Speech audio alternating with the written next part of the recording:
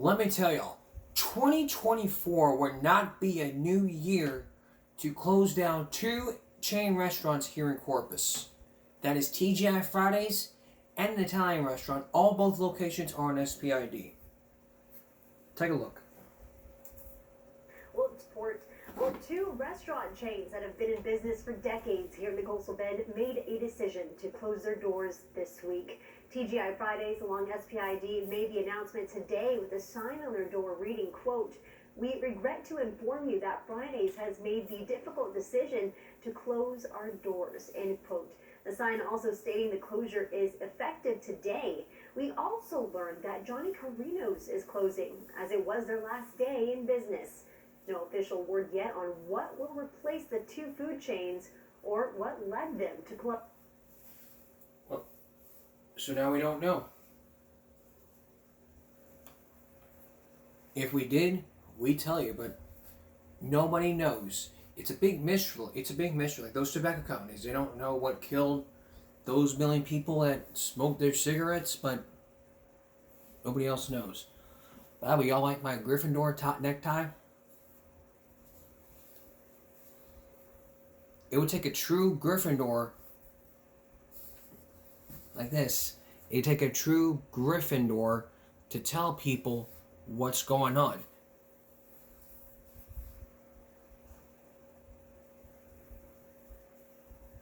A true Gryffindor would follow the rules. A true Gryffindor would not lie.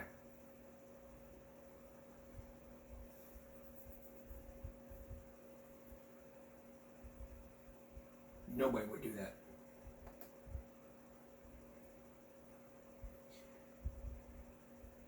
Let me ask you, you may be asking me, what am I going to miss 2023? Well, looking back at our memories,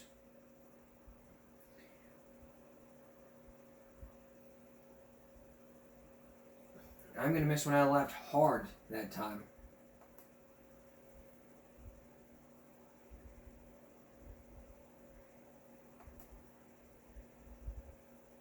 Take a look.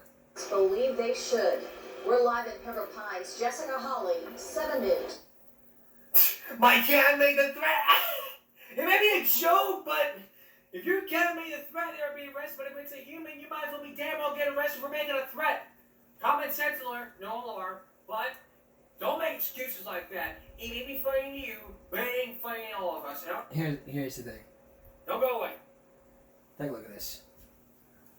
Can you ever imagine making a threat from out of state and then coming back into state in handcuffs and then barking out a new excuse saying, my cat was cranky. My cat made the threat.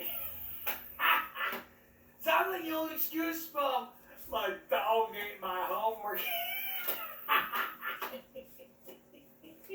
Here's Jessica Hawley. They said that. I laughed so hard at the episode. I was afraid I started coughing. I started coughing that time. But brand new excuses happened that time. That's like one of my favorite memories throughout 2023.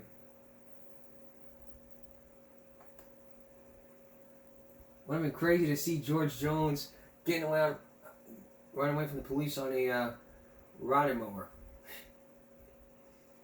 This would have been like, sir, get off that riding mower.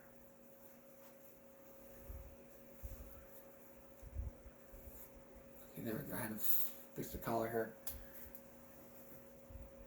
Alright. Looks like I'm out of time. Here's another one of my favorite memories of 2023.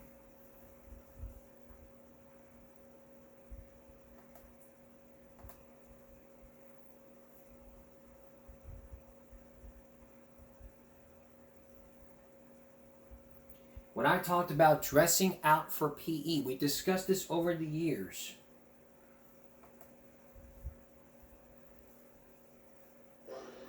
That'll be the next. Shorts and closed-toed shoes. Tennis shoes, slip-ons, Here's a clip from that episode. I will. Booty track shorts. The decision of orange or Cody, the referral says 2 non-dress days, 2 days in a row. yes, sir. What's going on? I really don't feel comfortable in shorts because I have extremely white legs. Like blindingly white. Is there anything that maybe some lotion would help? I doubted a good tan would probably work. I thought about going to a tanning salon, but you end up orange. So orange or white? It's not that hard of a decision. Well, I can help you maybe get a pair of shorts that you're comfortable with, but I don't think I can help you with a tan part. Well, just as long as they're not booty track shorts. Booty track shorts. Yeah. Definitely we'll try to stay away from that. All right, Cody, so I'm going to put you in school suspension for the remainder of the class period. Understand that if this happens again, I will contact your parents. Absolutely. In the future, I'm gonna start. So now we understand Because, why it's very important to me to tell y'all that dressing out is very important for PE. Because if you don't dress out, you don't get credit. That's how you don't get credit in PE. That's how I learned. If I didn't dress out for PE, I never got credit.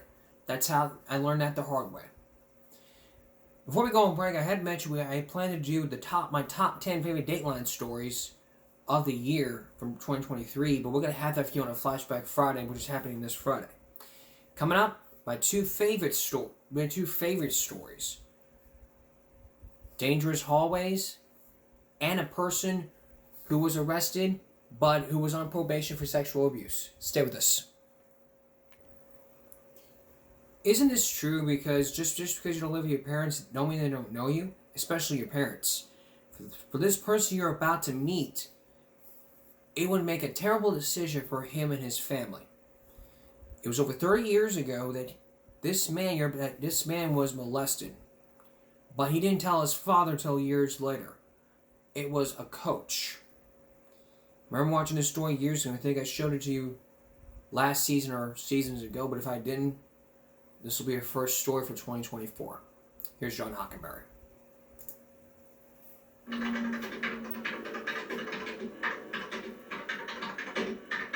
48-year-old writer Richard Hoffman is a teacher, a poet, and a father.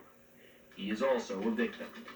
I couldn't bring it home. You know, I couldn't allow it to be part of who I am. You could forgive Richard Hoffman for wanting to blot out large chunks of his troubled life, the loss of his mother from cancer, his two brothers from muscular dystrophy. I knew that the story that I had to tell was not merely my story. This is a tragic story of a boy who couldn't forgive himself.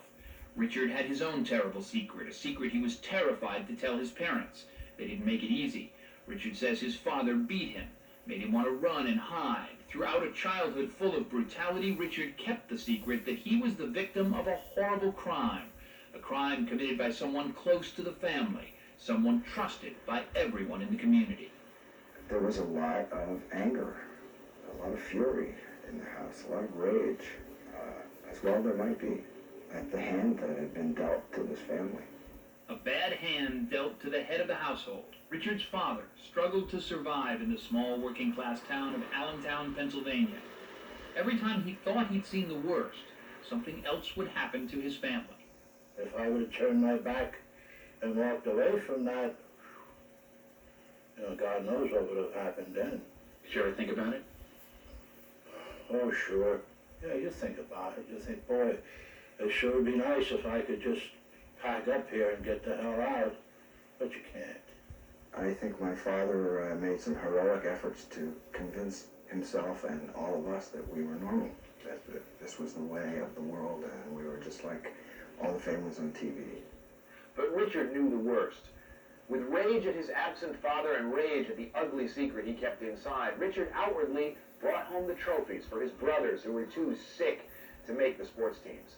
Trophies to make his father proud. Football and Little League. All of Allentown loved sports. In this community, athletes, and especially their coaches, could do no wrong. Richard Hoffman learned the truth as a 10-year-old child. To you remember the first time you met Coach Feifel? It seemed like everybody I knew was playing on that team. Everybody who was a good athlete was playing for his team. A winning coach, John Feifel, everyone called him Tom. He was tough, with an ironclad power over his boys. He would wear football spikes, and he'd come and stand on your stomach.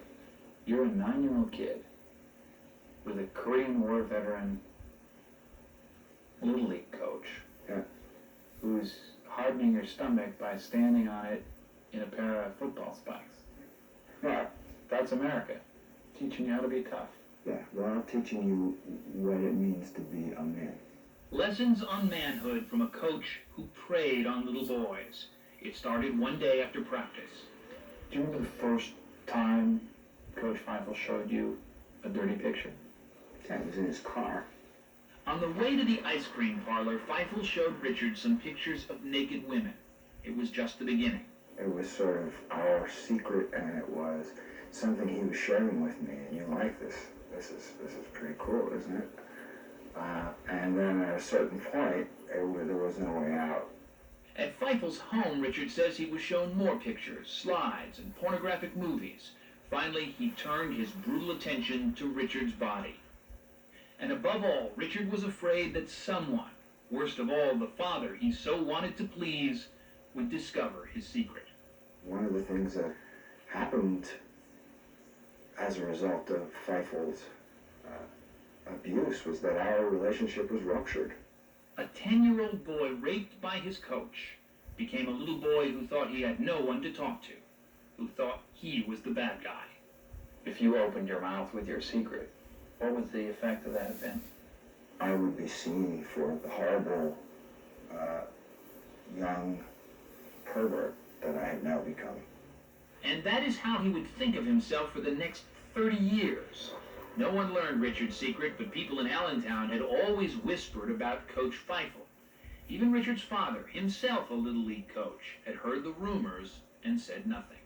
You would say, that guy likes to fool around with little boys. But when you said fool around, you didn't mean actual sexual overtures. You meant maybe he likes to have 6 or 8 of them in the car so he can tell them dirty jokes and stuff. It didn't register that people would be that nasty to children. And he had no idea that this coach would rape his son. But a few people in Allentown knew that while Richard Hoffman was still in high school, Coach Feifel was actually arrested for sodomizing another young boy. June 16, 1967. Mr. Feifel at that time is 37 years of age. Jerry Procanin is a police detective. His first encounter with John Feifel was no rumor. It was a matter of public record.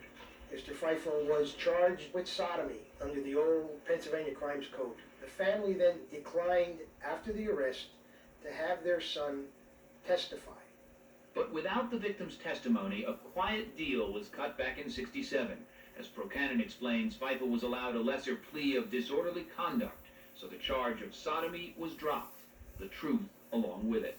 When you find a disorderly conduct in Pennsylvania, like in many other states, you can go home and tell people that you had an argument with your neighbor and that's why you were arrested. And it's the end of the story. Whatever the legal excuse, Coach Feifel was permitted to return to coaching despite his arrest for sodomizing a child. And not surprisingly, it happened again. I arrested Mr. Feifel back in December of 1983, and it was for involuntary sexual deviant intercourse. That's right, John Feifel was arrested again, 16 years later, for the same crime by the same detective. Mr. Feifel got 18 months probation. Probation because he was regarded by the courts as a first-time offender. Remember, the earlier charge was for disorderly conduct. And while the court should have been able to review his file containing the sodomy charge, incredibly, those files had been destroyed. The cases from the early 60s, because of space limitations, were shredded. During the 18 months he was on probation, Feifel's record remained a secret. His victims weren't talking, and the authorities' hands were legally tied. Feifel's seemingly quiet suburban life continued on, without interruption. When probation was up, it was as if nothing had ever happened. He had a record, but he was a free man. The secret had been erased except from the scarred minds and hearts of Coach Feifel's victims. By this time, Richard Hoffman was a man in his 30s. He had carried the scars of his rape through high school, then college, through the death of his brother Mike in 1970 and brother Bob just 2 years later. He struggled to escape the ugly person he was convinced he had become. I would be anybody but that kid. That was the task, was to be anybody but him. Because that kid was weak? Powerless? Because he was weak, he was powerless, because he was ashamed. I mean, he couldn't look anybody in the eye. How lost did you get? Well, I got very lost. I got very lost. Drinking? Sure, the drinking was it's almost too simplified to say it was a way to hold the feelings at bay. But to finally confront his demons, Richard would unleash all of his feelings in a meeting in 1990. Richard, the angry, bitter son, gave his father one last burden to carry. Well, to be truthful, I thought my world came to an end. In a face-to-face confrontation, Richard told his most painful stories. His father, for the first time, really listened. He asked me whether I recalled some of the physical incidents between him and I as he was growing up. But beyond all the family strife and childhood rage, there was the rape. Now his father would know the truth, and it made a much-feared dad tender. I said, why didn't you come to me when it happened? And Dick's reaction was, all you would have done was beat me up. For Richard, it was the end of a long struggle. For his father, it was just the beginning. Richard had closure. He had told his secret. He would now write it down in a memoir. But Richard's father was determined to set things right. And to do so, father and son together would take on an entire community. There wasn't much I could do except to try to check a little bit to actually see, whether anybody else had the same story that Dick had. What would everyone tell? Coming up, the conclusion to the story and what the town had to say. Stay with us. Turn out to our story. You've heard the tale of Richard Engel talking about over 30 years ago he had been raped, but he didn't tell his father. It was a coach by the name of John Feifel. Now remember, the case was destroyed after he was put on probation. The case from back in the 60s was destroyed because of the statute of limitations. But back then, he didn't tell his father because he was afraid that the dad would beat him up. Now he told his father in a book, and he wrote down the book. What would the entire community think? Once again, John Hockenberry. I believe in the power of books to change people. I believe in the power of writing to change people. Like any author, Richard Hoffman hoped his first book, a memoir called Half the House, would reach people. But the person he most wanted to reach was his father. You liked it? Yeah, I liked the book. I did. And that took a big load off of his mind because he thought I was going to jump all over him. But I think it's a truthful book, and you can't fight very much with the truth. The truth was a bombshell in Allentown. Hoffman's book named the man everyone called Coach Tom, John Feifel, as his abuser. And now armed with his son's memoir, Richard Hoffman's father was determined to settle a score with the man who had hurt his boy so very long ago. I just couldn't picture Dick had carried this secret with him for 30 or 40 years. Was he going to carry that, for the rest of his life? Or were there people out there who were going to step forward and say yes? What father and son discovered was that Richard was not alone. Within a few weeks of the publication of Half the House, the calls started coming in. Many of those calls were tearful. Sometimes it was 2 or 3 minutes before I got a chance to say anything. Dozens of men, seemingly of all ages, all victims of Coach Feifel, coming forward now because of a book. Children just came out of the woodwork to accuse him of these things. But the most shocking part to both father and son was what neither of them could have imagined, that 40 years after Richard's abuse, John Feifel was still coaching and still abusing children in Allentown. He said he'd never hurt us. But he did hurt us. 13-year-old Michael, molested by Feifel, would blow the whistle on this man, telling his story to the police.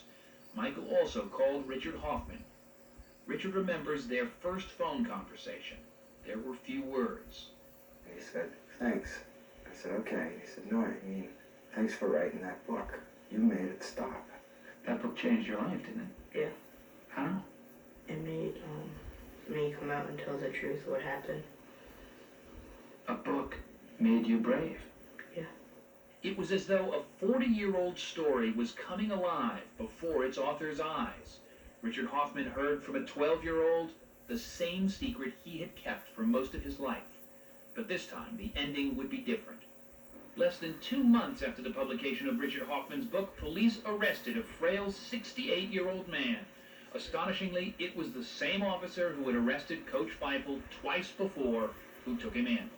I indicated to him that it would be in his best interest that perhaps if there were other boys that he cared to tell me about, that now would be the time to do so. Feifel confessed to everything.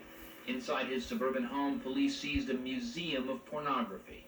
There were dozens and dozens of pictures, all of young boys. A startling portrait of a longtime pedophile through the pictures of his hidden victims. But why had it taken 40 years to learn the truth? A lot of times, if someone does know with pedophiles, it's like, let someone else go to the cops and tell them, I don't want to be the person. Let someone else. It's the proverbial, I really don't want to get involved syndrome. A small town with a big secret. Even though there were people who knew all about John Feifel, Coach Tom, everybody called him, no one spoke out. So when he showed up here at the prestigious Mountainville Sports Association, once again the coach was brought on board. No background checks, not even a phone call. Could someone make a call just to say, did you ever hear of a guy by the name of John Feifel? That would have set off 1,000 bells. There are people who are threatened, very threatened by the revelations in the book. There are people who knew about this and did nothing.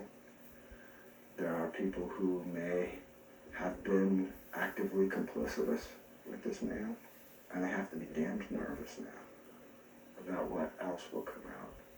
It all came down to 2 days in an Allentown courtroom. In the end, hundreds of people, mostly young boys, were prepared to testify against Coach Feifel. Richard couldn't tell the court what had happened to him. He was violated so long ago that the statute of limitations had run out. But for the first time in 30 years, he would be in the same room as the man who had raped him. I was angry. I was really angry. I found myself shaken. I was in tears. While the whole town awaited Feifel's sentence, Richard and his father understood they had come to the end of a long journey, one they had made together. If he had not known like this, there'd be no story. I have nothing but admiration for the way that Dick did it. I've got something to live for. You feel like a father again? Yeah. Good feeling. Sure is. John Feifel was finally sentenced to 8 to 35 years in state prison.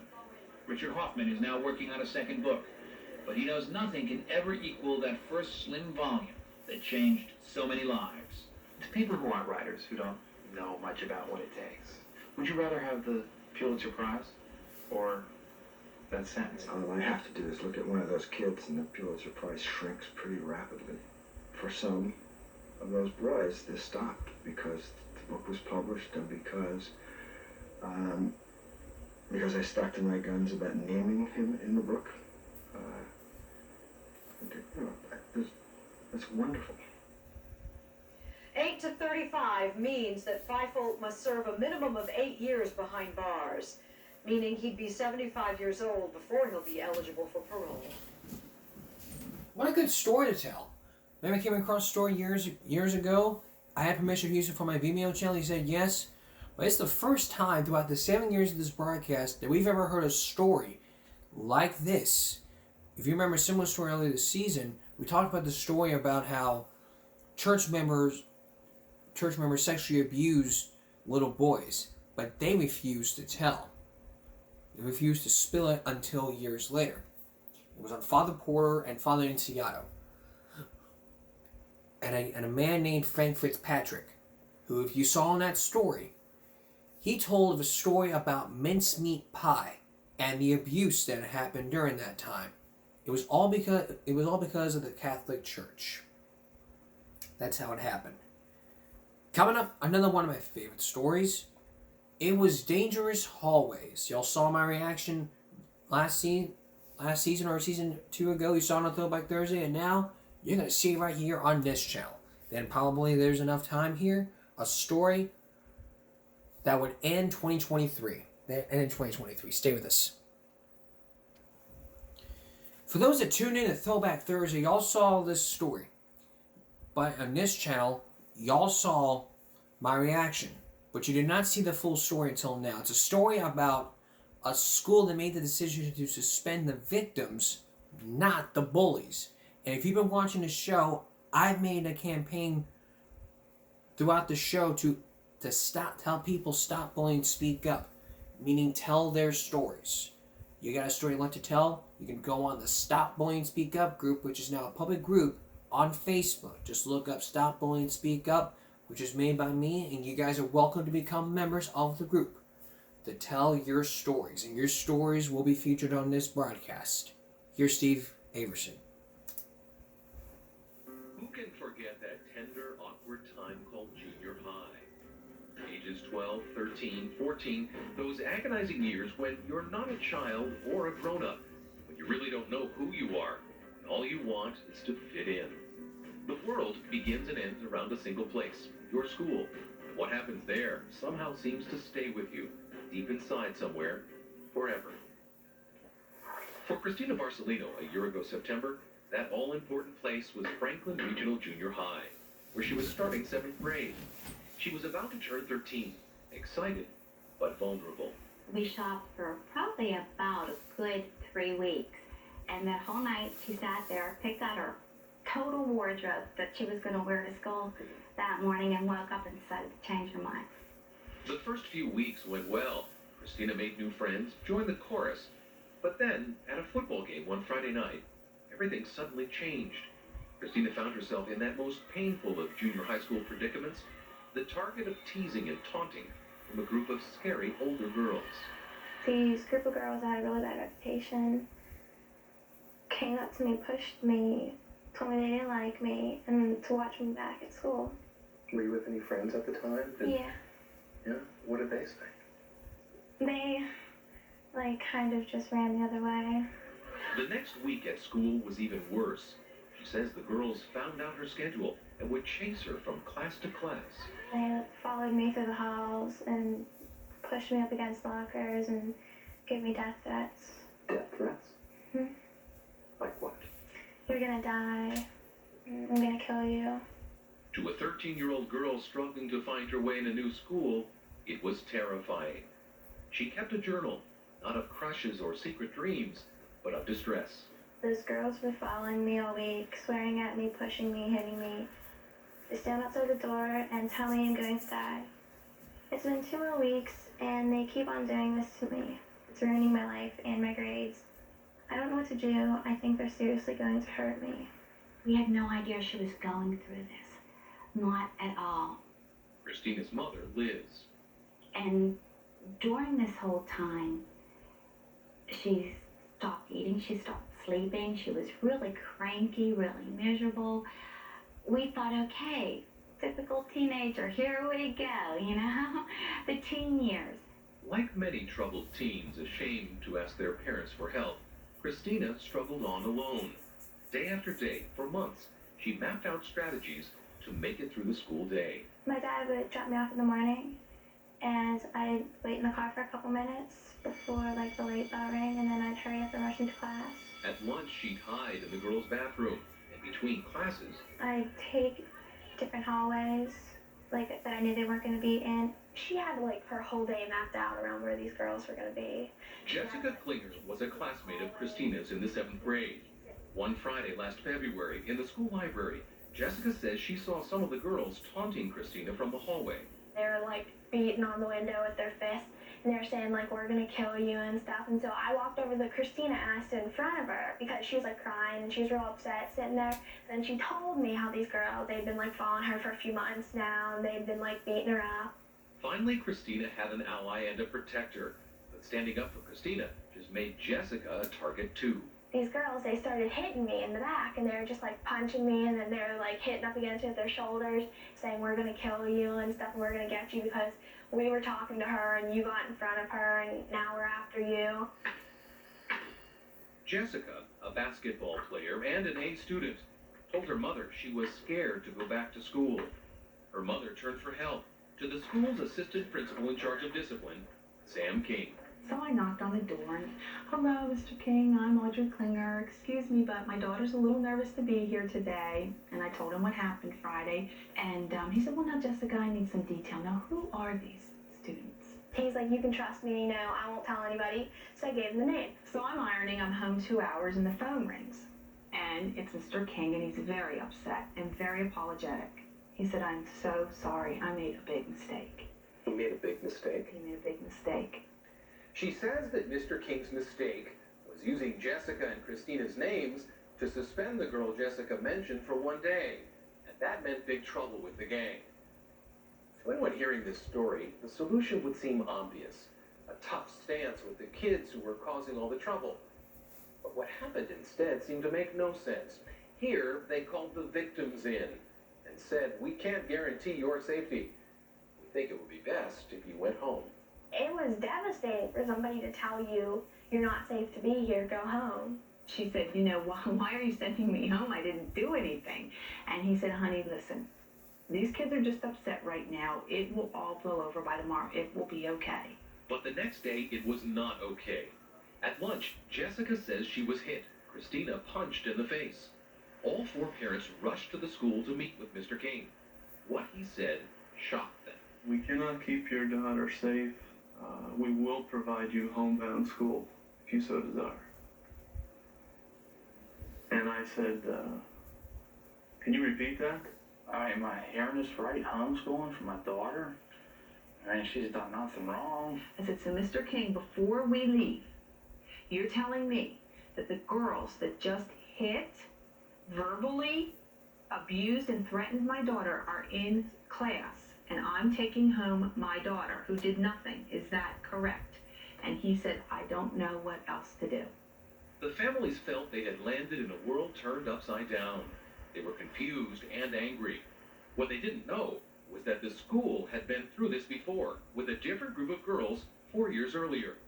Jessica Krakar was the target then. Jessica started in 8th grade. There was a group of girls who were threatening her, harassing her.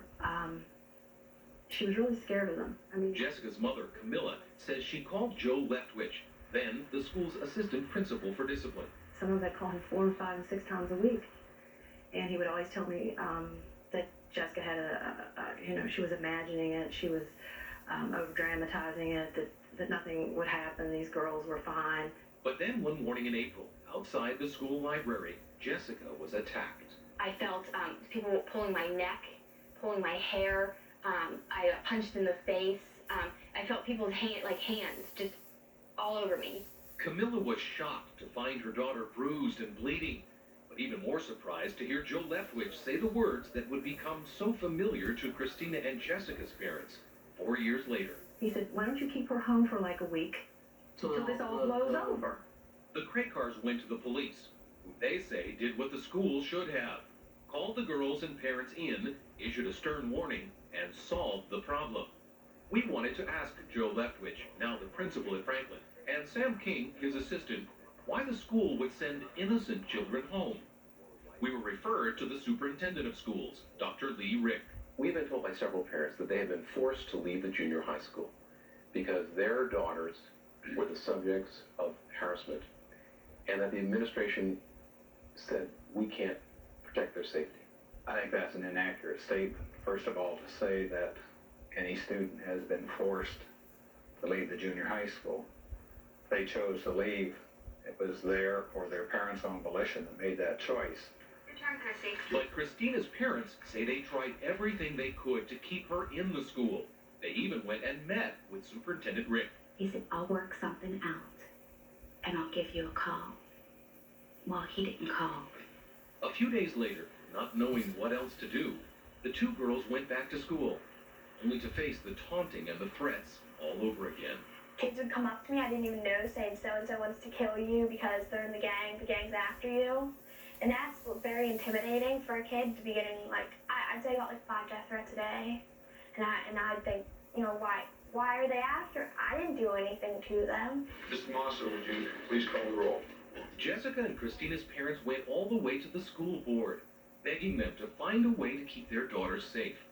But the plan the board came up with again seemed to turn logic on its head. No punishment for the gang, and the spotlight right back on the victims. Christina and Jessica would be followed through the halls at school by aides with walkie-talkies. If the strategy was meant to help, it failed. The girls felt humiliated.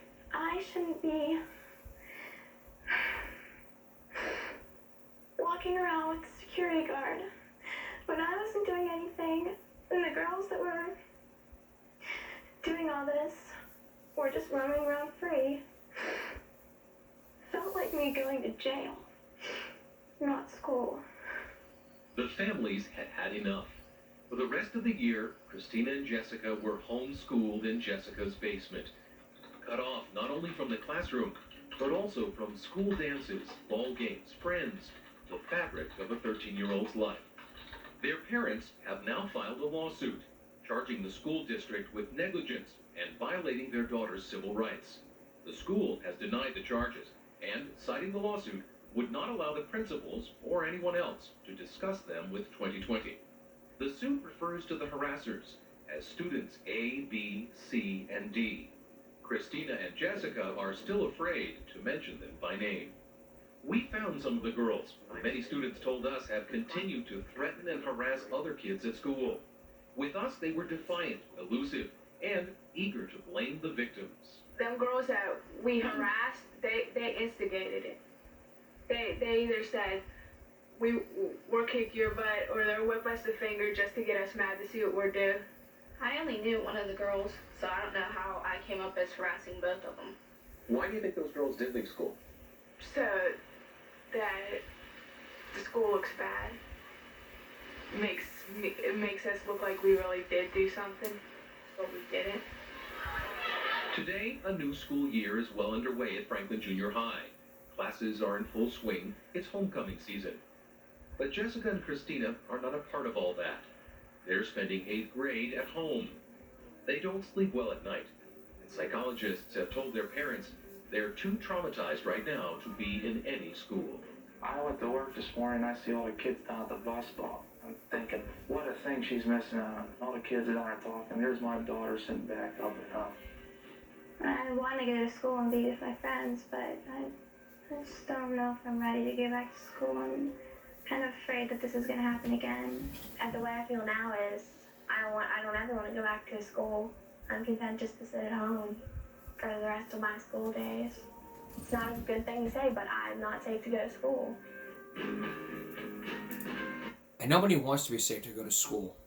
After that story aired, Jessica had changed her heart, and now she's at a private school that the parents had to pay for.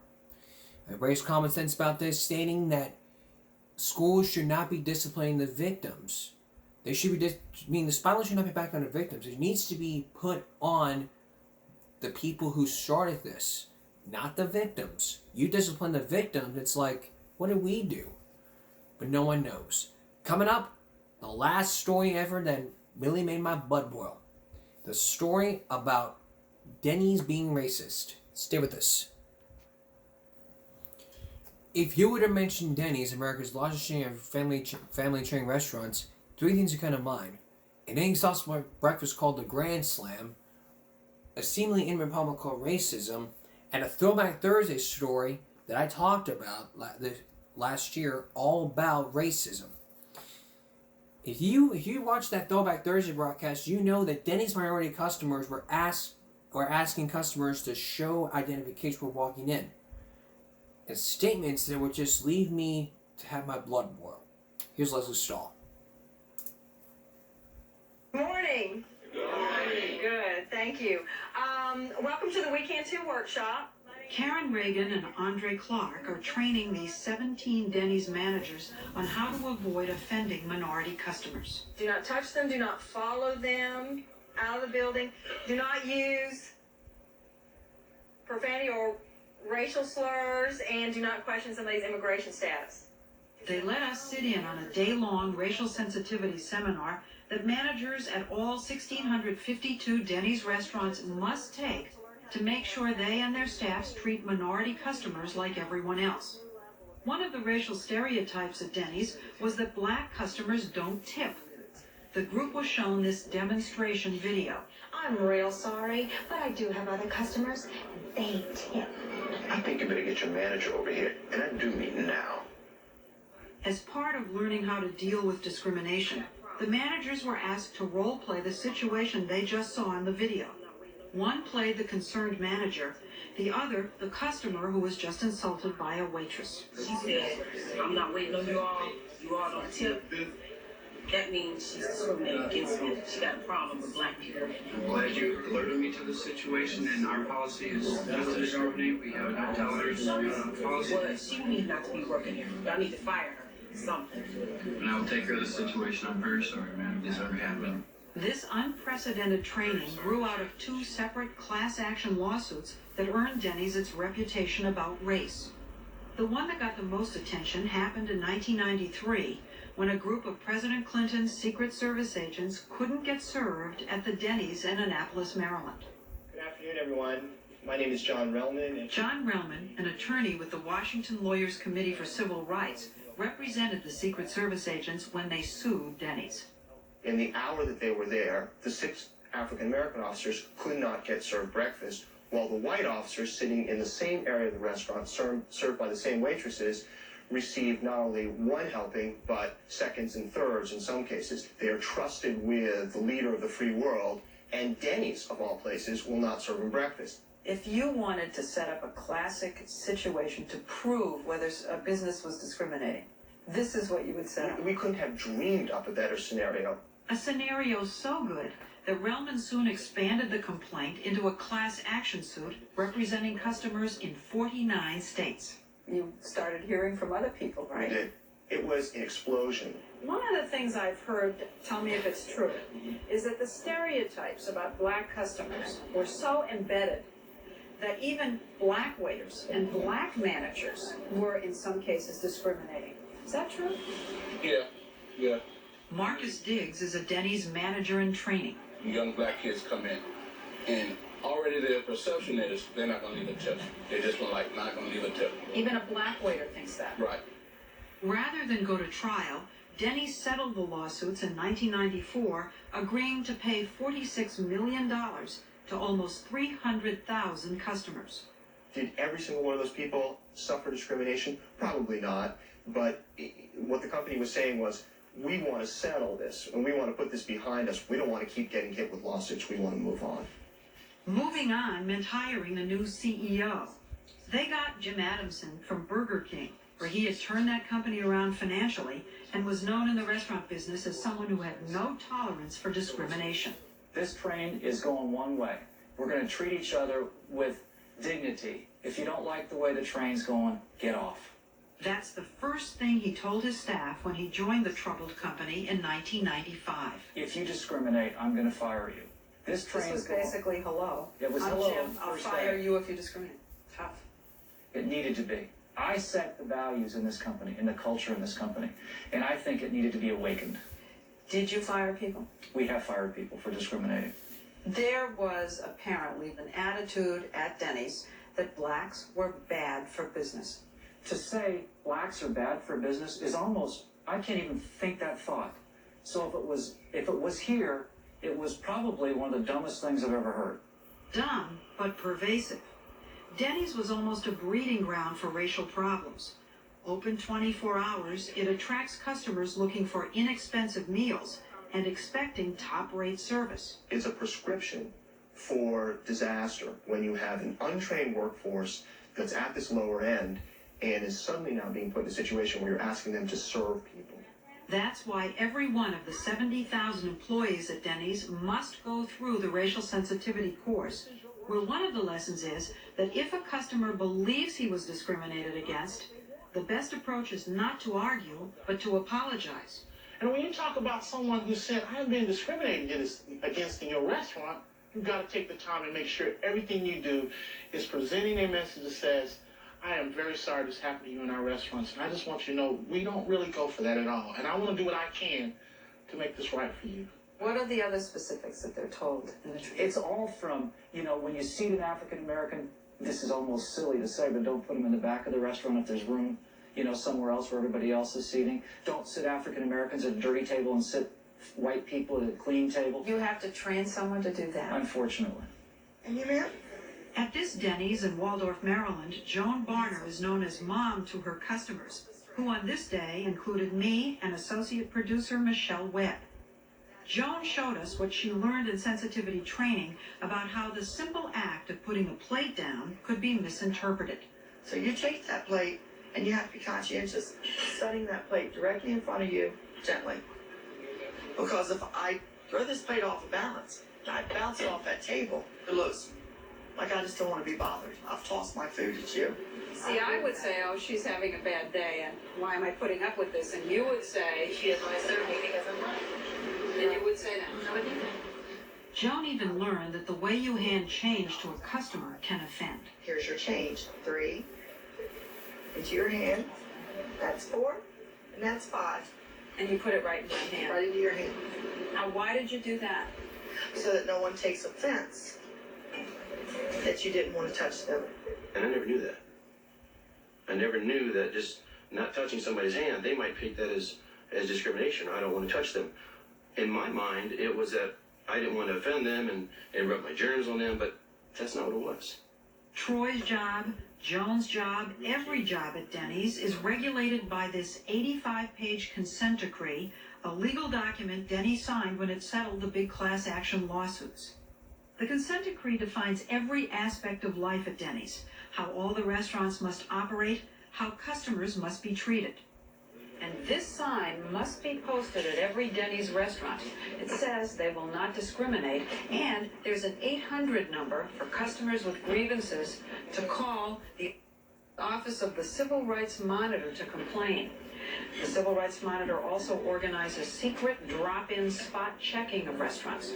African American and white testers are sent out undercover randomly to restaurants, and also to restaurants where there's an indication of a problem, to see how people are being treated. And that's unique. That's never been done before. In the first year of the decree, there were 650 tests that were run. The results of the tests are sealed, but spot checking continues. It's Big Brother. You have someone surveying them every minute they're on the job. At least they feel that. Absolutely. And there is that feeling of Big Brother, but what we're trying to do is train them, enlighten them, that not only are they going to be better at serving the customer at the restaurants, they're going to be better in the communities they live. As part of the training, Denny's managers are shown an ABC primetime live report about a black man who was discriminated against repeatedly. Watching this video along with, people of other origins and ethnic backgrounds, we have Hispanic, we have Oriental, we also have colored here as well. It's like, man, I feel, it's like if I tried to put myself in their shoes, I would be very, very mad. I would be angry at white people. How many of you, when Rush used the term color? Sorry. Seriously. It's okay. It's okay. It's okay. How many of you, when he used the term color, said, ouch? Right. Yeah. Now, that's a learning for both sides. It's interesting that he didn't mention the word Oriental, which is offensive to Asians. Denny's racial problems went beyond clashes at the restaurants. When Ray Hood Phillips was hired after the consent decree to set up a diversity program, she discovered that she was one of the very few blacks in the executive suite. Black senior managers when you got here, how many? Denny's 1. Black franchise owners? There's 1 African American. Black advertising firms? None. Black law firms? None. Black suppliers? None. Did you think when you looked at that and you arrived here that this was a racist company? I wouldn't have wanted to work here. She searched the country for new hires, and today it's fair to say Denny's has a new complexion. 25% of Denny's senior managers are minority. 20% are African American. And that's just in 3 years. That's in 3 years. There are now many minority board members, suppliers, and franchise owners. And who'd have thought that just 3 years after the Secret Service agent sued Denny's, that the NAACP would be making the CEO of Denny's their man of the year? We're a good company today. Yeah, but you did have to be forced. We had to be forced. I wasn't here, but yes, we had to be forced. There's a lot of companies that could be forced to do this. We got forced, but look at where we are today, Leslie. Where are you? I would say in the scale, we're in the turning side of this. We are not finished by any means. We're doing everything humanly possible. There is no company in the United States of America who is more on the point on this issue than Denny's. And no one would know. We'll be right back. I mean, no one would know because of the issue. So common sense needs to tell you, don't be racist. And if you are, own up to it and say, hey, I'm sorry. I'm sorry we're racist in your restaurant. I want to tell you it won't happen again. So here's that common sense.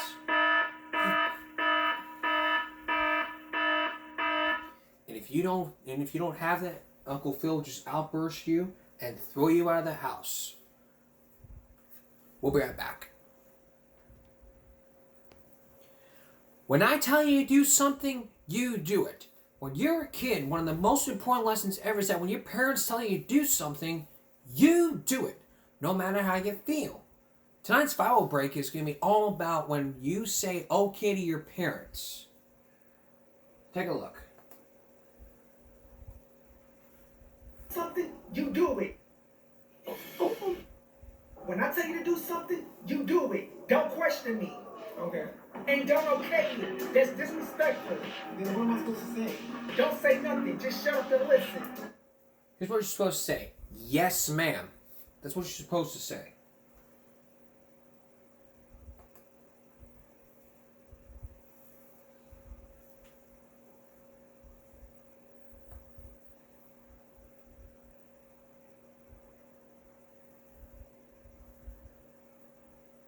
Now,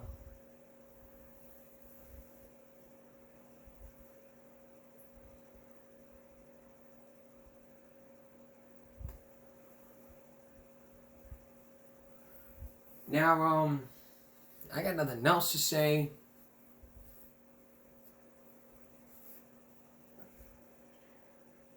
Except to say, here's one of my favorite memories. You guys don't remember this.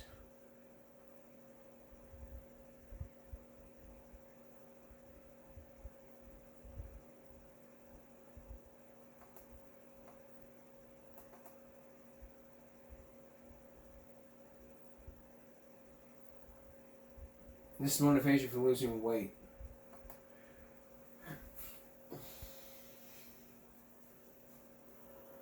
Suck it up and get off your lazy ass. I have to be a bitch or you will fail. The ladies love me. Don't you want to look like this? Stop being such a lazy fat ass. It's my job to keep you from getting fat. Quit crying like a baby. If you would listen to me, you would be in better shape. You fat ass. That was the greatest motivation ever. I have to be a bitch. That was just the greatest motivation ever.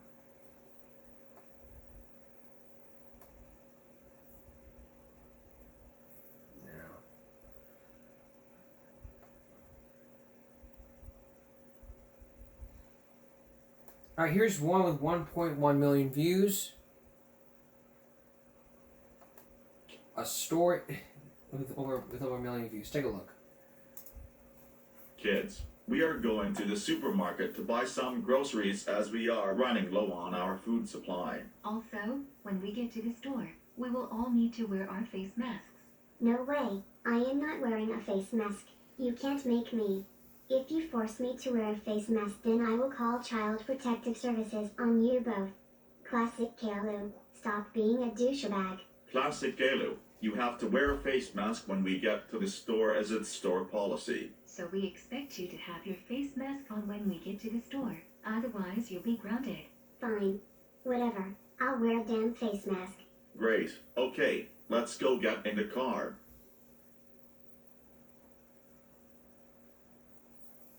There is no way in hell that I am going to be wearing a face mask. I'd rather eat a plate of steaming 1 week old spinach than wear a face mask. Classic Caillou. Get your ass out here right now so we can go shopping.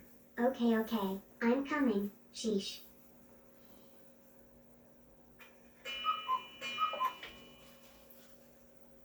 Good afternoon and welcome to the Go City Supermarket. Thank you all for wearing your face masks. Hey, wait a minute. Young man, why are you not wearing a face mask? Because I don't want to wear one and you can't make me so. Classic Caillou. We thought we told you to put on your face mask when we got out of the car. And young man, it's store policy to wear a face mask for the safety of other customers. Screw your policies. You can't force me to wear a face mask, and that's final. Classic Kilo, stop being a brat and put on a face mask. For the final time, no. Classic Caillou, will you stop acting like an entitled brat and just put on a face mask? You're going to get us kicked out. I agree with Rosie. You're going to get us kicked out if you don't put on a face mask. I'll kick you in between the legs if you don't shut up. And I'll kick you so hard you won't be able to have children. Classic Caillou. That is enough. We are really sorry about this. Don't worry, madam. This isn't your fault. After all, you did tell him to put a face mask on before he came into the store, did you not? Oh yes, we did tell him, all right. We told him before we left the house, but as you can see, he didn't listen. All right, kid. I'm going to ask you one more time. Put on a face mask. And I'm going to tell you again, no. You can't make me, and that is final. Well, I'm afraid I cannot let you into the store, but your family can go ahead. But I want to come into the store. I want to come into the store and look in the toy aisle. Classic Caillou. Stop crying and dancing like a complete moron. Also, if you just cooperate and put on a face mask, then maybe they'll let you into the store. But I don't want to wear a face mask. I don't want to Well then, if you're refusing to wear a face mask, then you can go and wait in the car. I agree with your mother, kid. You can go wait in the car if you're refusing to wear a face mask. Go and sit in the car right now, you brat.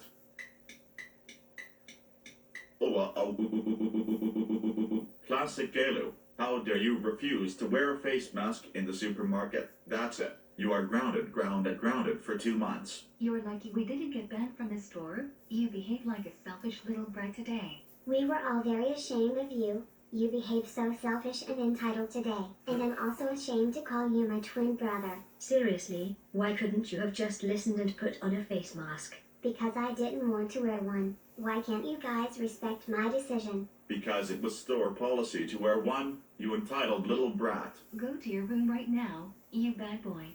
Bro,